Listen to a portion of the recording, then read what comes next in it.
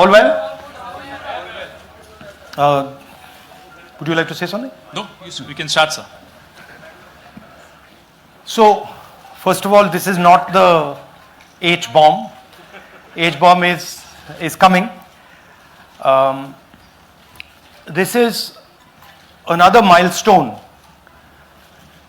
in setting up and demonstrating to the youth of this country how elections are being rigged.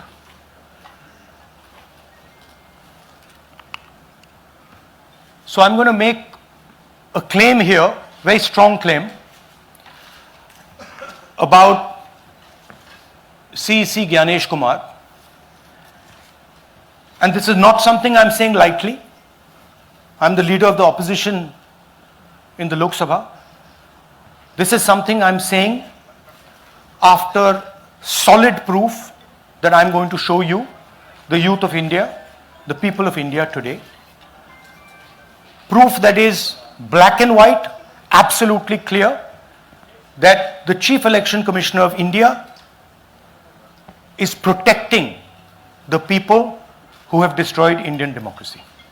I'm also going to show you the method by which votes are being added and deleted, and I'm going to show you how they are done, how that is done. In election after election, someone, some force, some group of people has been systematically targeting millions of voters for deletion across India. This is something that we've heard again and again and again. Different communities, mainly communities that are voting for the opposition, Dalits, Adivasis, minorities, OBCs, are specifically targeted. We had heard this many times, and now we found 100% proof of it.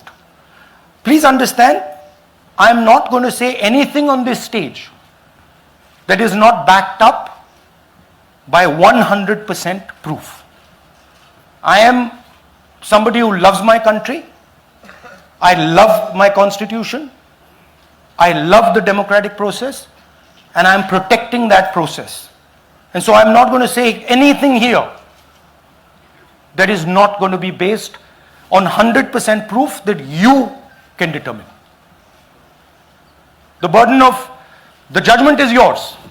I am going to lay the proof in front of you. You will see it and say, actually, this is pretty solid proof. Aland is constituency in Karnataka. 6,018 votes. Somebody tried to delete 6,018 votes. We don't know the total number of votes that were deleted in Anand in the 23 election. They are much higher than 6,018. But somebody got caught deleting 6,018 votes. And it was caught, like most crimes, by a coincidence. What happened was, the booth level officer there noticed that her uncle's vote was deleted. And so she checked who deleted her uncle's vote, and she found that it was a neighbor. पड़ोसी ने uncle का vote delete किया था. उसने जाके पड़ोसी से पूछा कि आपने मेरे अंकल का वोट क्यों डिलीट किया. पड़ोसी ने कहा, मैं तो जानता ही नहीं, मैंने तो कुछ वोट डिलीट ही नहीं किया. Neither did the person deleting the vote know, nor did the person whose vote was deleted know. Some other force hijacked the process and deleted the vote. And as luck would have it, got caught. What does the operation look like? In Anand, 6,018 applications were filed, impersonating voters. The people who filed these applications actually never filed them. And we will show you evidence of that on this stage. The filing was done automatically using software. We will show you that. Mobile numbers from outside Karnataka, from different states, and you can see on the map, from different states were used to delete numbers in Aland. And it was done targeting Congress voters. So this was not random. We will show you again that these deletions were specifically targeting booths where the Congress party was winning. Here is example number 1, lady called Godabai. Someone created fake logins, deleted 12 voters, attempted to delete because then this was stopped. Godabai, of course, has no idea. Can you show us what Godabai has to say about this? Election time ಈಗ ನಾ ಅರ್ಜಿ ಹಾಕಿಲ್ಲ, ನನಗೆ ಅದಕ್ಕೆ ಸಂಬಂಧ ಇಲ್ಲ, ಅದು ಯಾರು ಹೊಟ್ಟಿ ಕಿಚ್ಚಿಗೆ ಯಾರು ಏನು ಹಾಕ್ಯಾರ ಅನ್ನೋದು ನನಗೆ ಗೊತ್ತಾಗಿಲ್ಲ. So she has no idea. These were the cell phone numbers that were used to delete these people. These are not from Karnataka. These numbers are from different states. You can see here.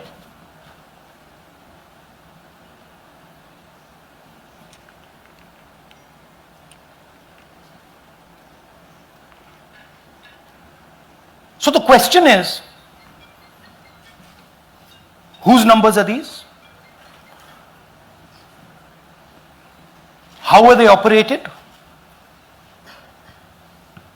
Where were they operated from? Who generated the OTPs to disturb the process? Now these are questions that arise out of this. Here's example 2, Suryakant.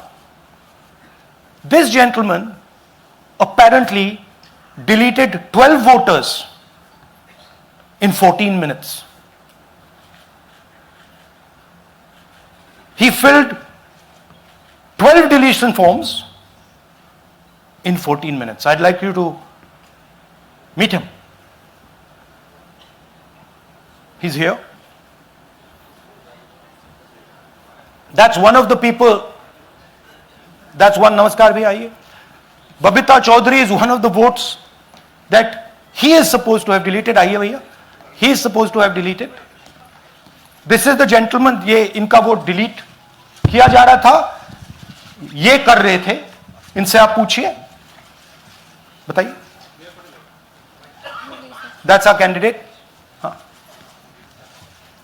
Kannada में बोलिए. ನನ್ನ ಹೆಸರು ಸೂರ್ಯಕಾಂತ್ ಗೋವಿನ. ನಾನು ಸರ್ಸಂಬ ಗ್ರಾಮದಲ್ಲಿ ಇದ್ದೆ. ನನಗೆ knowledge ಕೇಳದೆ ನನ್ನ ಹೆಸರು ಮೇಲೆ 9 ಜನರ ಲಿಸ್ಟನ್ನು ಡಿಲೀಟ್ ಮಾಡಿದ್ದಾರೆ. ಅದು ಯಾಕಂತ ಇವರು ನನಗೆ ಬಂದು ಕೇಳಿದರು, ನಮ್ಮ ಹೆಸರು ನೀವು ಯಾಕೆ ಡಿಲೀಟ್ ಮಾಡಿದ್ರಿ ಅಂತ. ಅದಕ್ಕೆ ನಾನು ನಮ್ಮ ಸಾಹೇಬ್ರಿಗೆ ಹೇಳಿದೆ, ನಾನು ಡಿಲೀಟ್ ಯಾರಿಗೂ ಮಾಡಿಲ್ಲ, ಅಪ್ಲಿಕೇಶನ್ ಕೊಟ್ಟಿಲ್ಲ, ಆದರೂ ಡಿಲೀಟ್ ಆಗ್ಯದ, ಅದು ನೋಡ್ರಿ ಅಂತ. ಹಾಗಾಗಿ ತಹಶೀಲ್ದಾರ್ಗೆ ಹೋಗಿ ಕಂಪ್ಲೇಂಟ್ ಕೊಟ್ವಿ. ಮತ್ತು ಕಮಿಷ್ನರ್ ಇದು ನಮ್ಮ ಜಿಲ್ಲಾ ಎಲೆಕ್ಷನ್ ಒಂದು ಇದಕ್ಕೆ ಕಂಪ್ಲೇಂಟ್ ಕೊಟ್ವಿ. ನನ್ನ ಹೆಸರು ಮೇಲೆ 12 ಜನರದು ಡಿಲೀಟ್ ಮಾಡಿದ್ದು ನಿಜ ಇರ್ತದೆ. थोड़ा ट्रांसलेट कर लीजिए. मेरे नाम पे 12 लोगों का नाम डिलीट किया गया है, हालांकि मुझे मालूम नहीं. मैं कभी किसी को मैसेज भेजा भी नहीं, मैं बुलाया भी नहीं. ये बबीता आके पूछने से पता चला कि मैंने मेरे फ़ोन से ऐसा मैसेज दिया, लेकिन असल में मैंने किसी को भी मैसेज नहीं किया. आप कुछ कहेंगे? नहीं, ठीक है. Thank you.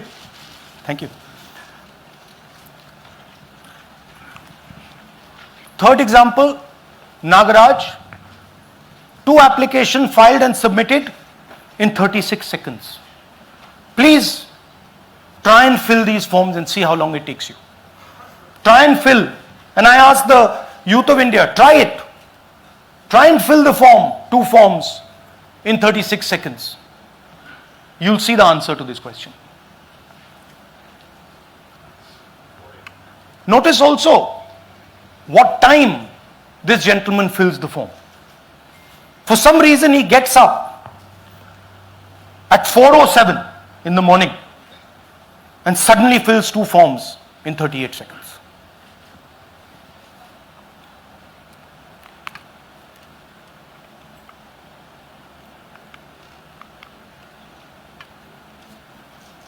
Now let's talk about how this is being done and why I'm saying and we are saying that this is being done in a centralized manner, and this is being done not using individuals but using software. Look at the serial numbers. Serial number 1, serial number 1, serial number 1, serial number 1. Serial number 1 means that this is the first person whose name, this is the first name in the booth. So a software is picking up the first name in the booth and using it to delete voters. So someone ran an automated program that ensured the first voter of the booth was the applicant. That same person got cell phones from outside the state, used them to file the applications. And we are pretty certain that this was done in a centralized manner and it was done at scale. This was not done in a,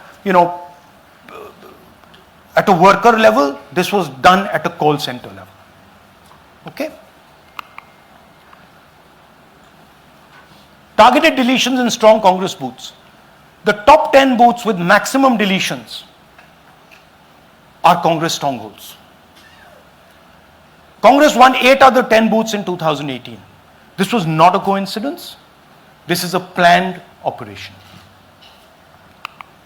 Now, let's come to why I'm making such a direct accusation about this gentleman, Gyanesh Kumar. There is an ongoing investigation on this matter in Karnataka. The CID of Karnataka has sent 18 letters in 18 months. 18 letters in 18 months to the Election Commission. And they have asked the Election Commission for some very simple facts. Number 1, give us the destination IP from where these forms were filled. Number 2, give us the device destination ports from where these applications were filed. And number 3, most important, give us the OTP trails, because when you file, you have to get an OTP. 18 times in 18 months. The CID of Karnataka has written to the Election Commission for this. And they are not giving it. Why are they not giving it? Because this will lead us to where the operation is being done from. And we are absolutely convinced where this is going to lead. I'll give you a little bit of the chronology. FIR is filed February 23.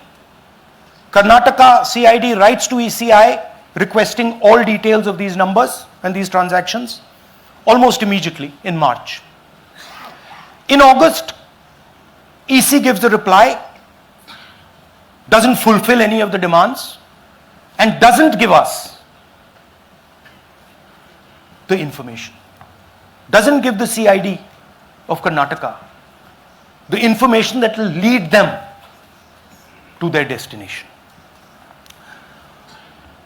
January 24, Karnataka CID writes to ECI again and says, please send us full information.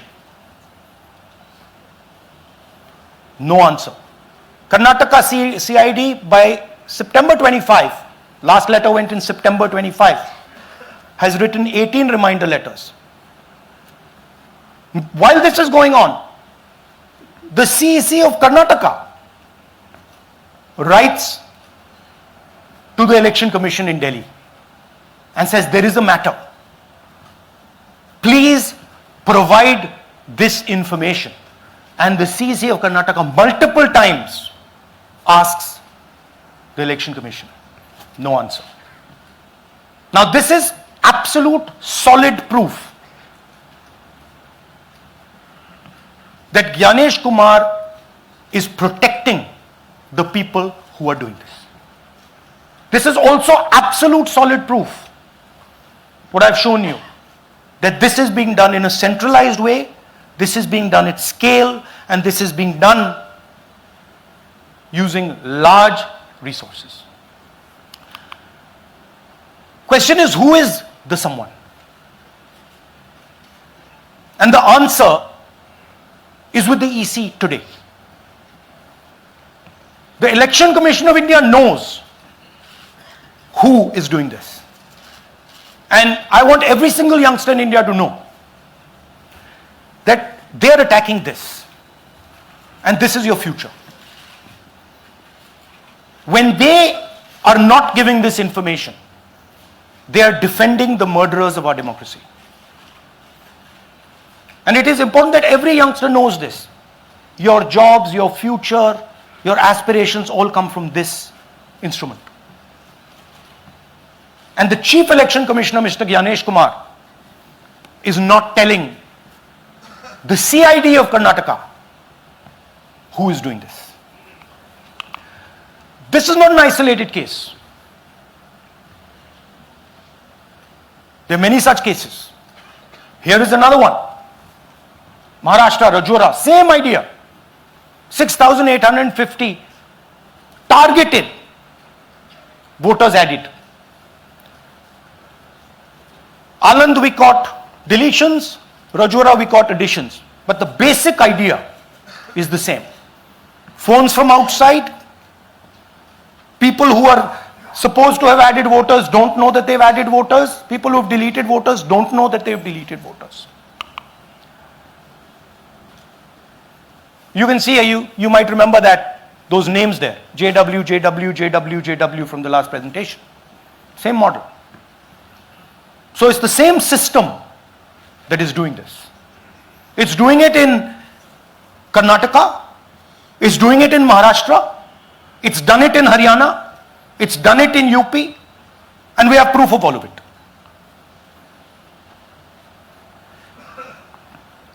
Names are being filled. Addresses, the address is Sasti, Sasti, Sasti, Sasti. Name is UQ, JJW.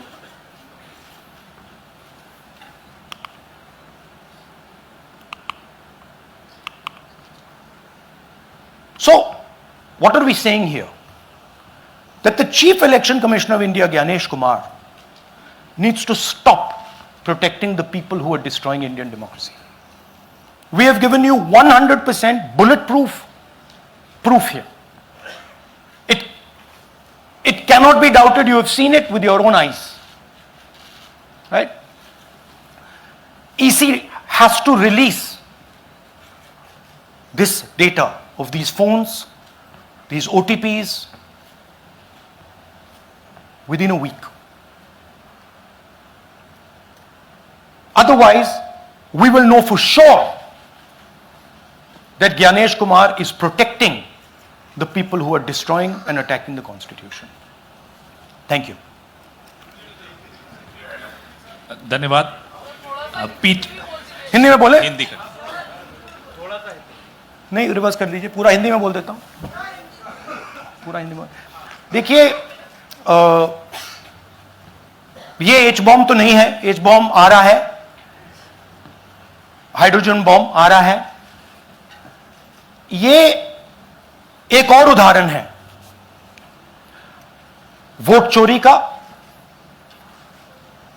पिछली बार मैंने आपको editions के बारे में बताया था. ये हम आपको डिलीशंस के बारे में दिखा रहे हैं, और सबूत के साथ हम आपको दिखाएंगे कि ये जो डिलीशंस हुए हैं ये सेंट्रलाइज तरीके से कॉल सेंटर के प्रयोग करके, सॉफ्टवेयर के प्रयोग करके किए गए हैं.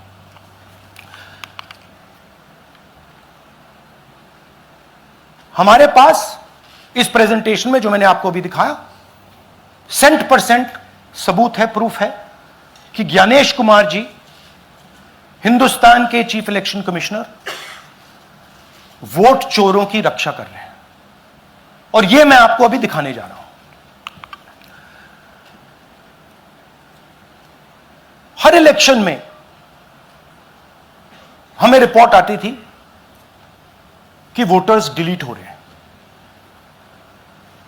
कांग्रेस वोटर्स डिलीट हो रहे हैं, ऑपोजिशन के वोटर्स डिलीट हो रहे हैं, दलित वोटर्स डिलीट हो रहे हैं, आदिवासी हो रहे हैं, माइनॉरिटी वोटर्स डिलीट हो रहे हैं, ओबीसी वोटर्स डिलीट हो रहे हैं। मगर जब डिलीट होते हैं ऑपोजिशन के ही होते हैं। कर्नाटक में आलंद कंस्टिट्यूएंसी है, यहां पे चोरी पकड़ ली, कोइंसिडेंस से पकड़ी। वहां की जो बीएलओ थी उसने देखा कि उसके रिश्तेदार को डिलीट कर दिया गया था। जैसे चोरी पकड़ी जाती है, कोई छोटी सी गलती हो जाती है, हाथ आ जाती है।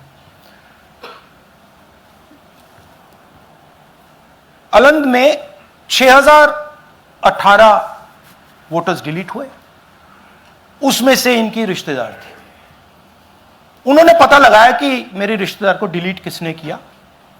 पता लगा कि पड़ोसी ने रिश्तेदार को डिलीट किया। बीएलओ ने जाके पड़ोसी से पूछा कि भाई आपने मेरे रिश्तेदार को क्यों डिलीट किया। पड़ोसी ने कहा मैंने तो नहीं किया। बीएलओ सस्पिशियस हो गई, शक पड़ा, उसने प्रोसेस चालू कर दी।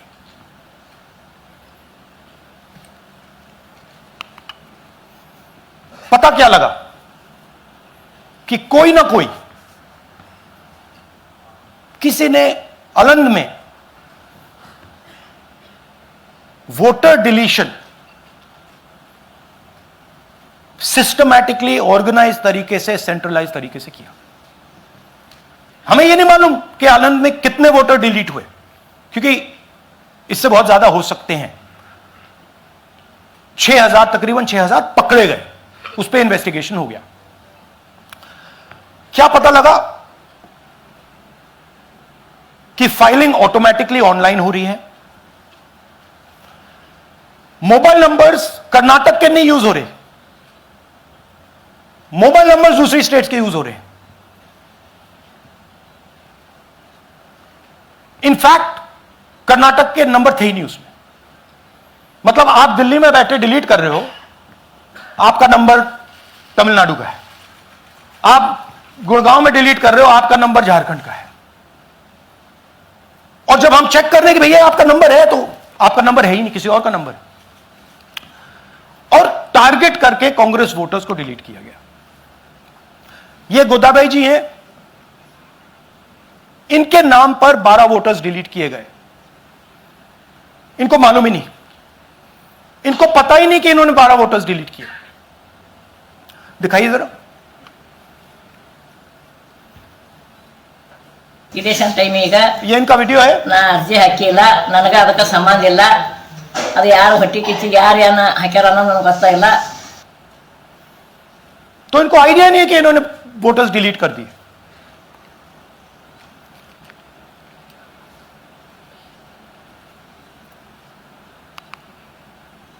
ये सारे के सारे जो नंबर्स हैं, ये कर्नाटक के नंबर्स नहीं हैं, ये अलग अलग स्टेट्स के नंबर्स हैं। और इन नंबर्स को आप फोन करके देखिए, रिप्लाई नहीं आता है।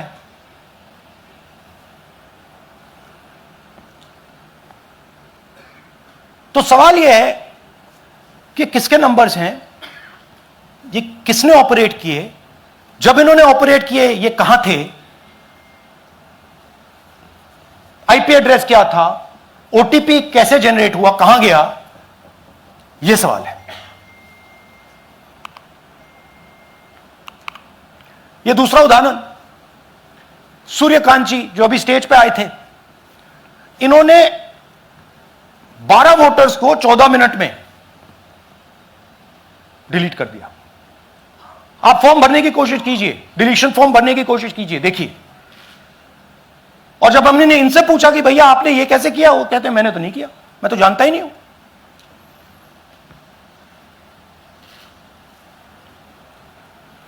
बबीता चौधरी जी का इन्होंने एक नाम डिलीट किया, यहां खड़ी है बबीता जी, यहां है सूर्यकांत जी, यहां है, आ जाइए जरा स्टेज पे, एक सेकंड आ जाइए, ये दोनों खड़े हैं यहां पे, सूर्यकांत जी, बबीता जी। इनको मालूम ही नहीं कि इन्होंने डिलीट किया। Thank you. नागराज जी, इन्होंने 2 एप्लीकेशन 36 सेकंड में फाइल कर दी है। और मजे की बात देखिए, ये 4 बजे सुबह उठ के फाइल कर रहे हैं। पता नहीं क्या हुआ, 4 बजे सुबह कहा कि भैया मैं 2 वोटर को डिलीट करूंगा, और कितने 36 सेकंड में डिलीट कर दिए, फिर सो गए।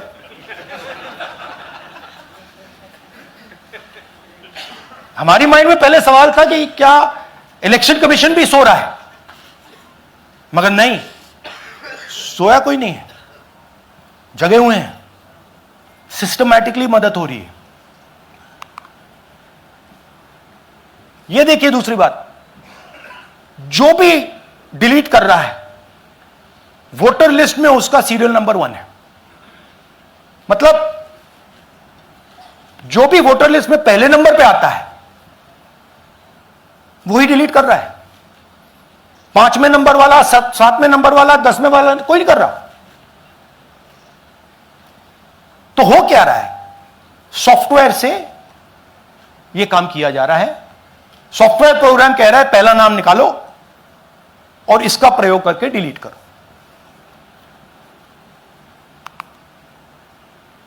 टारगेटेड डिलीशंस हो रहे हैं। कांग्रेस पार्टी पर आनंद में अटैक किया। टॉप 10 बूथ्स जहां सबसे ज्यादा कांग्रेस की स्ट्रेंथ थी वहां टारगेट किया। और 2018 में पिछले इलेक्शन में 10 में से 8 बूथ कांग्रेस पार्टी जीती थी, और इन 8 में से इन्होंने 6000 लोग उड़ाने की कोशिश की। ये कोइंसिडेंस नहीं था, ये प्लान था, और ये सेंट्रलाइज तरीके से किया जा रहा है। अब मैंने बहुत बड़ी बात बोली, चीफ इलेक्शन कमीशन के बारे में मैंने बोला कि यह व्यक्ति वोट चोरों की रक्षा कर रहा है। जो भी मैं यहां बोल रहा हूं 100% प्रूफ के साथ, सबूत के साथ बोल रहा हूं। और मैं अभी आपको दिखाना चाहता हूं कि मैं ये शब्द क्यों बोल रहा हूं और किस बेसिस पे बोल रहा हूं। आपको अपनी आंखों से यह दिखेगा। कर्नाटका सीआईडी ने केस चालू किया कि ये वोटर कौन है, ये फोन किसके हैं, ये आईपी एड्रेस क्या है, ओटीपी कहां गया, इन चीजों के बारे में इन्वेस्टिगेशन शुरू होती है।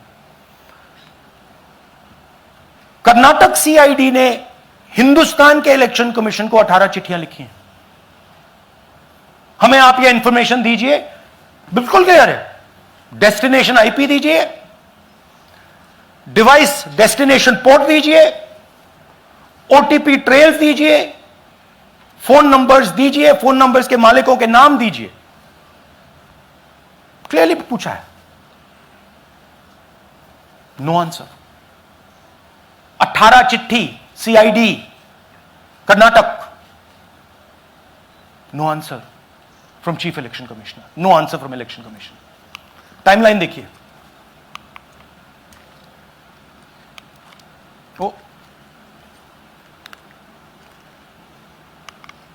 ओके, फरवरी 23 में इन्वेस्टिगेशन शुरू होती है। मार्च 23 में कर्नाटक का सीआईडी चिट्ठी लिखती है ईसीआई को कि हमें सारे डिटेल्स दे दीजिए। अगस्त में इनकंप्लीट डिटेल्स दी जाती हैं, जिससे कोई इन्वेस्टिगेशन आगे नहीं बढ़ेगा। जिन चीजों की जरूरत थी वो नहीं दी, जिसकी जरूरत नहीं थी वो सारी दे दी। पहला सबूत। दूसरा सबूत, 18 बार रिमाइंडर लेटर गए हैं।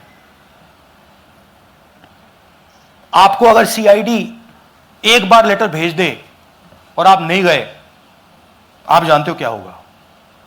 यहां पे इलेक्शन कमीशन को 18 बार लेटर गए हैं, कुछ नहीं हुआ है। बाद में क्या होता है, कर्नाटक ईसी इलेक्शन कमीशन को लिखता है, कहता है भैया हमें दे दीजिए, आपको इंफॉर्मेशन देना पड़ेगा। No reply. मार्च 25 में आखिरी लेटर सितंबर में गया है, कुछ ही दिन पहले। No reply from EC. यह है सबूत कि ज्ञानेश कुमार जी वोट चोरों की रक्षा कर रहे हैं, और यह ब्लैक एंड व्हाइट सबूत है, इसमें कोई कंफ्यूजन नहीं है कहीं।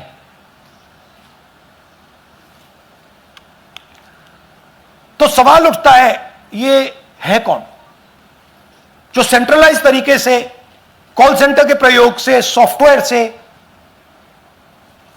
अलग अलग प्रदेशों में वोट डिलीट कर रहे हैं, ऐड कर रहे हैं। इलेक्शन कमीशन जानता है, ज्ञानेश कुमार जी जानते हैं। अच्छा, ये सिर्फ आनंद में नहीं हुआ, ये अलग अलग कंस्टिट्यूएंसीज में हुआ है। आनंद में लीगल प्रोसेस चालू हो गई, पकड़ लिया। यहां महाराष्ट्र में उसी मोडस ऑपरेंडी से, उसी सिस्टम से यहां पे वोट ऐड हुए हैं। आनंद में डिलीट, रजौरा में एडिशन, 6850। आपको याद होगा पिछले प्रेजेंटेशन में मैंने आपको नाम दिखाए थे, ये देखिए वही नाम यहां है। वही सिस्टम महाराष्ट्र में चल रहा है जो कर्नाटक में चल रहा था। नाम वैसे ही है, JW JW JW, पता वैसा है JW JW, नाम यू ऐसे किसी ने टाइप करके लगा दिया। तो जो ये काम कर रहा है, ये उत्तर प्रदेश में, हरियाणा में, बिहार में, कर्नाटक में, महाराष्ट्र में वही कर रहा है।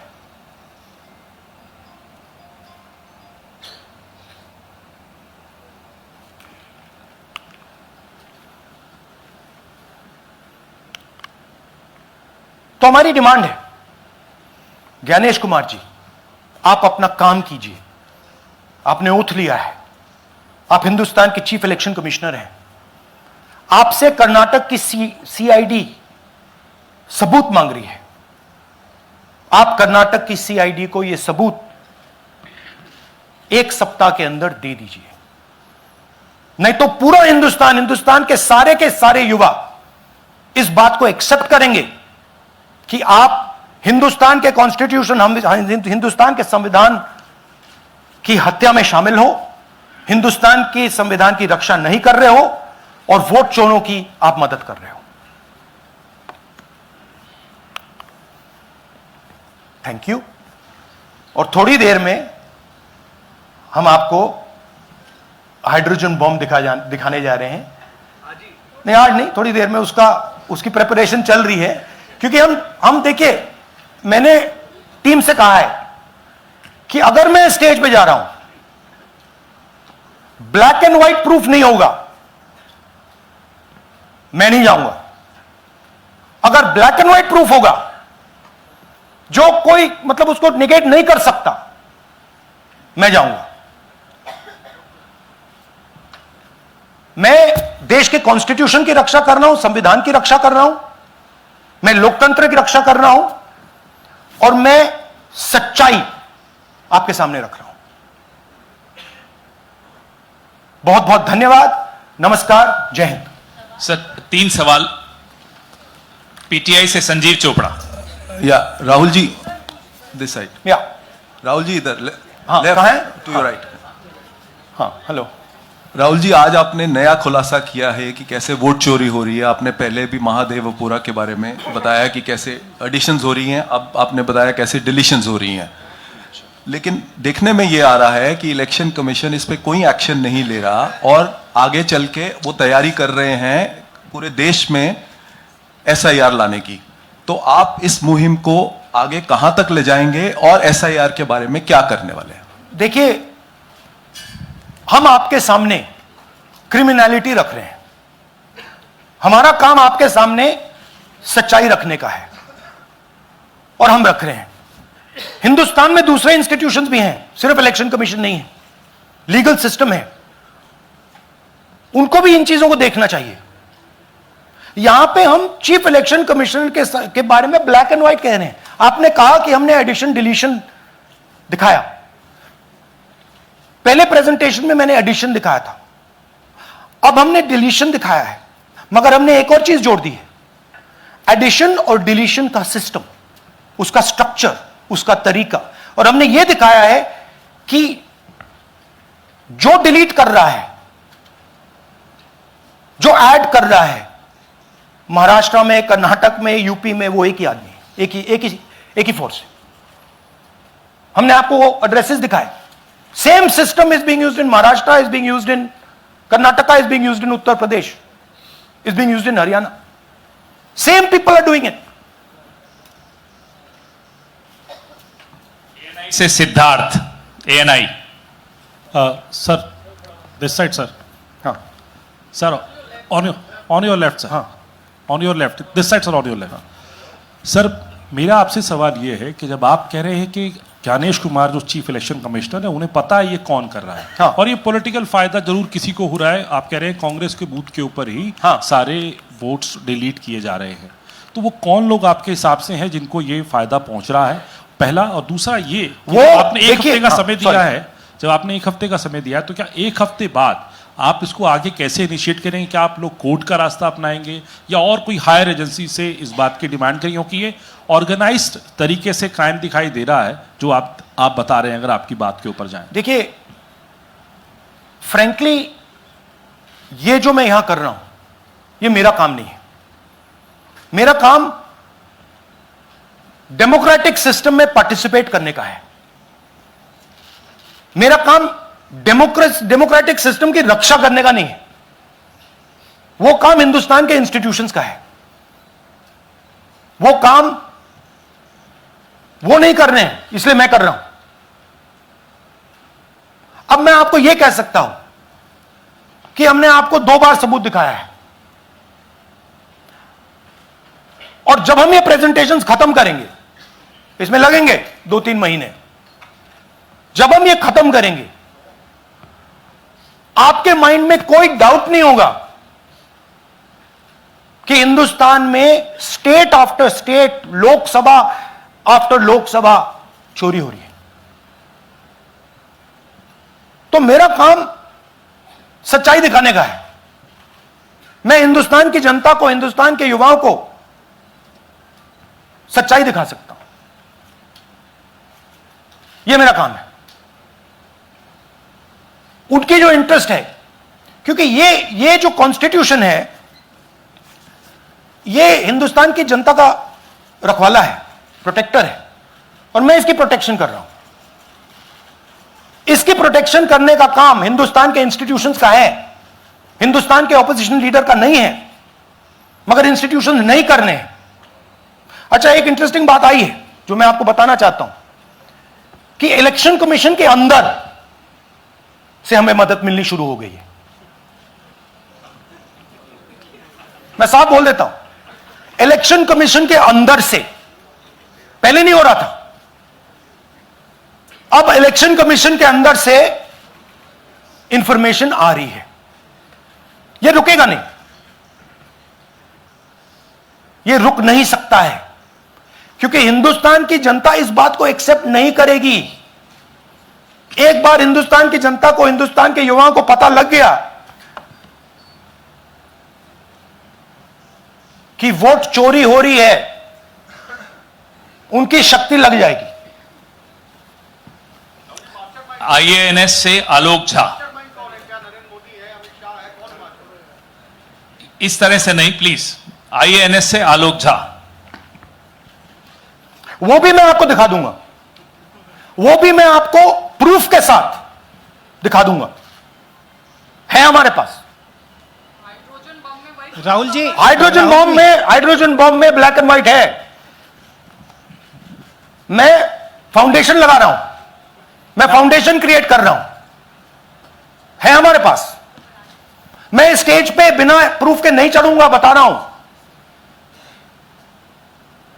राहुल जी आपने कहा, ऐसे ऐसे मत पूछिए please. Last question. Rahul ji, IANS से आलोक झा। राहुल जी इधर, आपने कहा आपके पास आलोक झा इधर इधर सर, कहाँ हैं जी? हाँ, आपने कहा सर कि आपके पास पुख्ता सबूत है, ब्लैक एंड वाइट सबूत है, तो क्या अगर ईसीआई अभी जवाब नहीं देती है तो कोर्ट का रुख करेंगे, ये ऑप्शन है आपके पास, जाएंगे? देखिए मैंने कहा कि मेरा काम as opposition leader normal situation में मेरा काम ऑपोजिशन का रोल है, सरकार पे प्रेशर डालने का रोल है। मेरा काम हिंदुस्तान के लोकतंत्र को बचाने का नहीं है। मैं वो काम कर रहा हूं, इस स्टेज पे मैं वो काम कर रहा हूं। तो मेरी सोच है कि as a patriotic Indian, as somebody who loves India, who loves the constitution, it is my duty to put the truth in front of the people of India. अब अगर हिंदुस्तान के इंस्टीट्यूशंस कुछ करना चाहते हैं वो करेंगे, उनमें भी बहुत लोग हैं। जैसे मैंने आपसे कहा, मैं सरप्राइज हो रहा हूं, इलेक्शन कमीशन से लोग आ रहे हैं, इंफॉर्मेशन दे रहे हैं और बढ़ रहा है वो। क्या जब तक सीईसी ज्ञानेश कुमार अपने पद पर है, जैसा कि आप कह रहे हैं कि वो फ्री एंड फेयर इलेक्शन होने नहीं देंगे, तो तब तक इलेक्शन का मतलब क्या रह जाएगा? क्या आपको बताएगा कि आई को इस्तीफा देने की? हाँ, तो आप इमेजिन कीजिए, और ये शॉकिंग बात ये है बस अब कि ये अभी शुरू नहीं हुआ, नो। ये 10-15 साल से चल रहा है। ये सिस्टम है, ये स्ट्रक्चर है। हिंदुस्तान की जो डेमोक्रेसी है वो हाईजैक हो गई है। I am shocked frankly. Democracy, brothers and sisters, democracy can only be saved by the people of India. Nobody else can save democracy. Rahul Gandhi can come here and say something and say this is the truth. But the people of India, who I believe in, who I love, can do it. The day the people of India realize that आपका जो लोकतंत्र है, आपका जो संविधान है, वो आपसे चोरी हो गया है, उस दिन काम हो जाएगा। Thank you. अब आप लोग अपने स्थान पर खड़े हो जाइए राष्ट्रगान के लिए। ये है इनकी डिटेल लिस्ट, देख लीजिए। राष्ट्रगान के लिए अपने स्थान पर खड़े हो जाइए।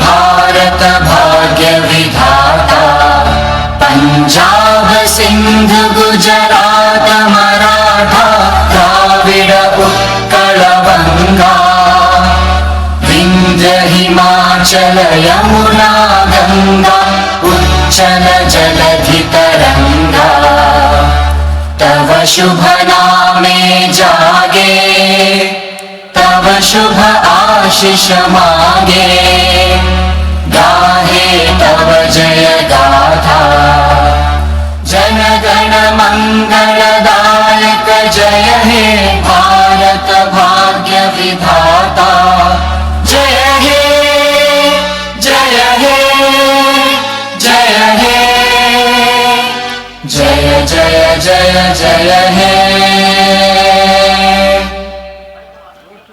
Thank you.